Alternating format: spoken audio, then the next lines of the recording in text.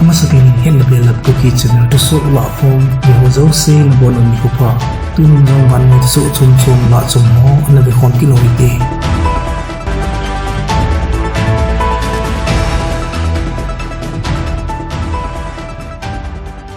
North Korea in US mainland chan thong thaiding missile kizoma haptama sa ang test jingu tol honin North le South Korea kikah thulala kho zep jimin omta ne hi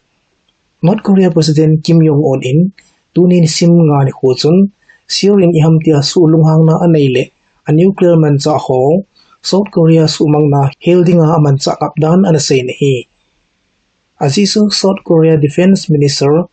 su wungen achi sa gan sim li khwa North Korea tin king luwa South gamsung'a bulu theding dan ole missile in South Korea gamsung ko pizo se anaka pha theidan ana sei thu don but na in Kim Jong-un in ana sein Thusoh suna sei na hi Kim Jong-un sopinu Kim Yo Jong-chun hiji thu kisei chu mingol longai tu suna mangham to bonga hi tin ana sei na hi amana sei be na North Korea ten hiji galman cha kini hi ki ven na dinga kini a hi ahin iam tia North Korea chunga gal bol khum na hin nei kha om kha le ki mang dinga hi ana ti na hi ka he thei khat chu Kim Yo Jong hi Kim Jong-un sopinu hi kiu hilwa tu le tua North Korea gamsung'a dinga he thei ta Pyongyang kopia government policy advisor a pangkhat jong chu a hi North Korea hi sanction an kibol khum zo Donald Trump khanga ki hona na chilha ban khai hi zo adia kumsang ni le som ni le ni kumapan a hi intercontinental ballistic missile test abolo na sata atam sa banova alien sau dan jong lamdang ta su sau be na layo hi adia South Korea President ha Yoon Suk Yeol hin North Korea chunga din mun khota LAHCHOM hi na chunga gamteni kikah ki hethim tolo na jong sangze ma hi tin thlut chuna sei na hi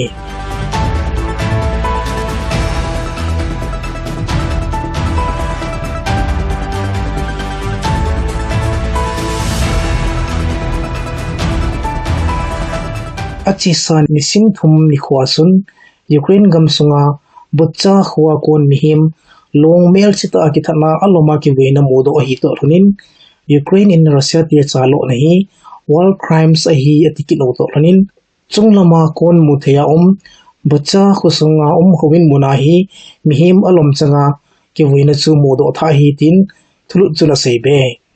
Bucha khupia mayor pat seidanin ichi khusung'a milham jathumwal Russia Sepaiten na that ove atin hi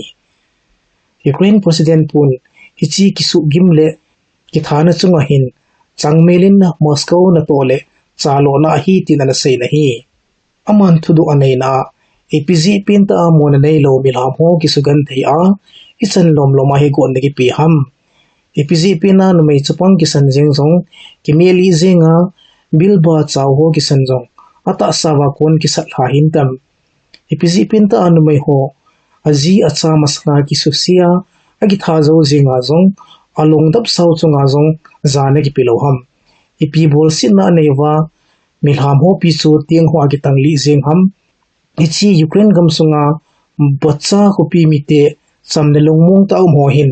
Russia dinga ipi su sit na nei ham hiti ho pi hi tiana su sa o hedem tim do na na nei zina hi ichi thil so chunga hin United States Britain France le UN in dem na sata anei chi ovina hi inla Russian Defense Ministry akon to su chun Bucha khusunga hin thilsu hi amho bol hi lodan le asipeite win chi ho hi nisim som thum ni khonia chuan adal ho hi dan nil kalna anani u to thanin boina so sang chen denga Ukraine radical son itabang chalo na hi ani war Russian ngona VANNOI mitgana asit ding angai tu hi ativ na hi Bucha kopi hi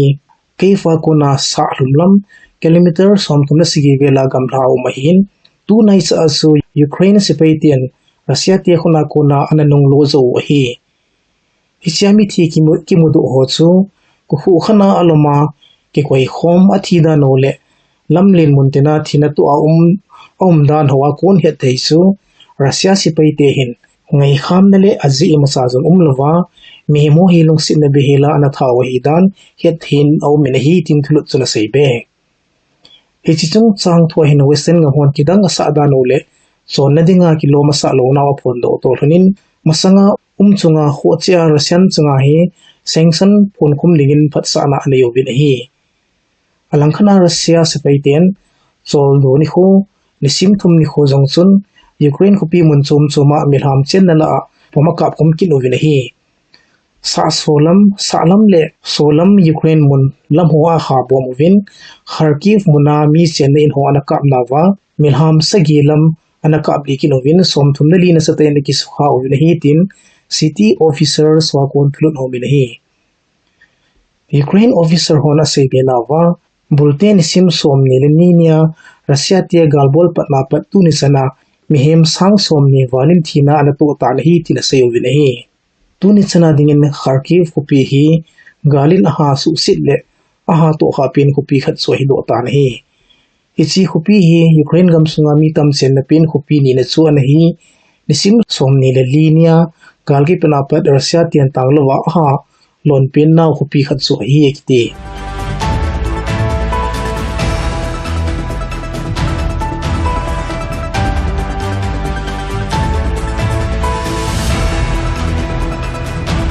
Taliban ten atha awai ahin homkin uto ranin achi sa awai hom lai wa na chi pyo kham na thei ho khana khauta nei ki dingin phondo na na ne yovin hi atin Afghanistan gamsunga dinga atho pin le sumu na pin kani popi jing jong hi na sata a kham thang ding win aphong do win hi kiti Taliban spokesperson Sabihola Mujahid ki dipan pa phondo na chun hichi aki kha kham na thei bol te mat do om kha ahile Sharia dan bungzuya go na ki piding a hi tin na phong doi na hi ga he thei khat chu Afghanistan gamsunga dinga mi piten aha bol pinole sumle pai hong kon na pin khat chu kani lei bol hi ahin na to na employment hi lak khat le sang som ni wal asim do zo hi ekiti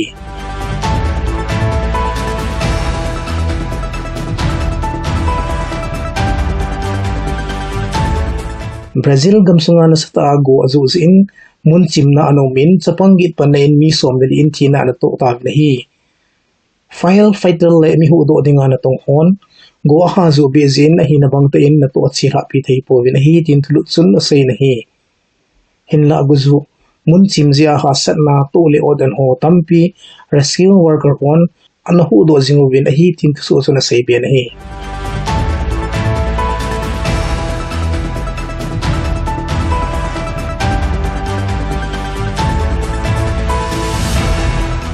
Ngoh Township Information Officer akon ki hedong zuin